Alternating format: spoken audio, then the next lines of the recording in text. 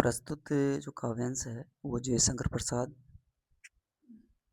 के नाटक चंद्रगुप्त का एक प्रसिद्ध गीत है, कार्नेले का गीत।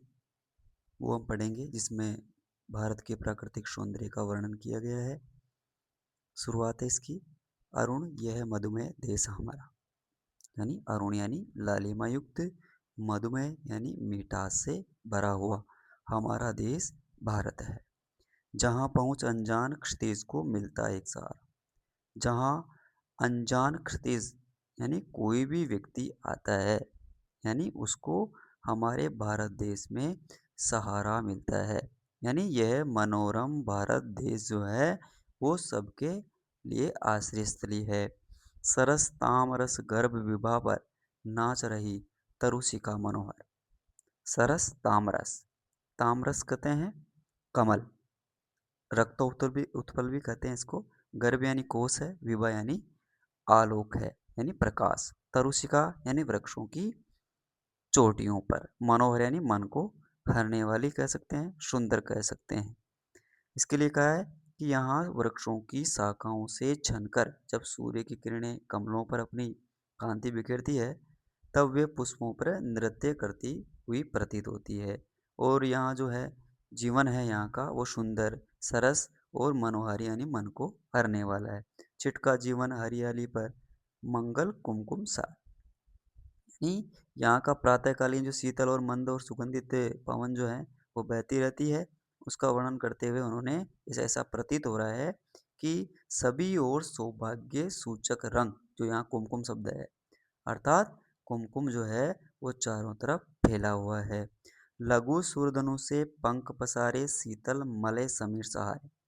लघु यानी छोटा, सूरधनु यानी इंद्रधनुष के समान पंखों को पसारे हुए, मलयगिरी से यानी मलय पर्वत से आने वाली जो समीर यानी हवा है वो धीरे धीरे जो है भारत की ओर बढ़ रही है, यानी इस भारत के सहारे आगे बढ़ रही है। उड़ते खग जिस और मोह किए समझ नीड़ निज प्यारा।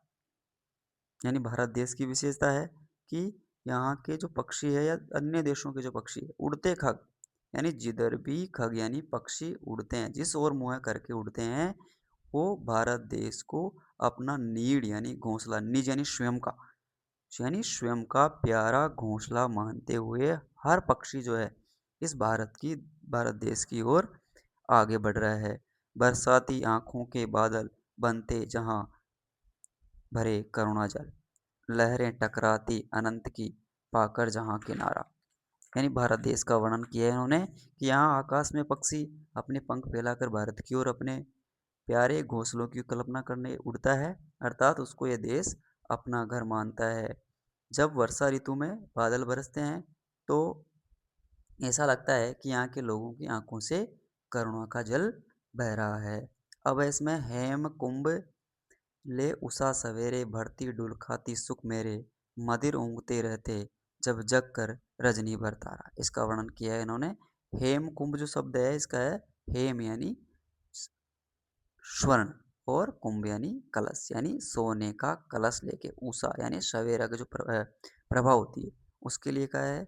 सवेरे यानी सुबह सुबह ऐसा प्रतीत हो रहा है, तो उसका वर्णन किया है कवि ने कि सागर की लहरों को भारत के किनारों से टकराने के बाद ही विश्राम मिलता है, और प्रातः काल में जब उषा का आगमन होता है तो वह ऐसी लगती है कि मानो सूर्य रूपी जो स्वर्ण कलश से सुख की धारा बिखेर रही हो। यानी इसमें शब्द है हेमकुंभ, यानी स्वर्ण कलश लेकर उषा जो है सवेरे यानी सुबह सुबह ऐसा प्रतीत हो रहा है जैसे सुख को यानी भरती डुलकाती सुख मेरे, यानी मेरे सारे सुखों को डुलकाती हुई यानी बिखेरती हुई आगे बढ़ रही है।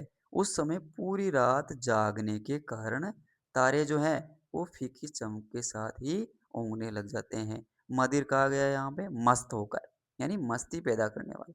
मदिर ऊँघते रहते जब जगकर रजनी भर तारा, यानी ऊँघते रहते हैं मदिर अपनी मस्ती में, तारा यानी रात को, रजनी भर यानी सारी रात, रजनी यानी रात होता है, सारी रात जो तारे हैं वो नशे में ऊँघते रहते हैं। अब वो धीरे धीरे जो है जागने की कोशिश में है और सवेरा होने वाला है। ऐसा भारत देश हमारा देश भारत है।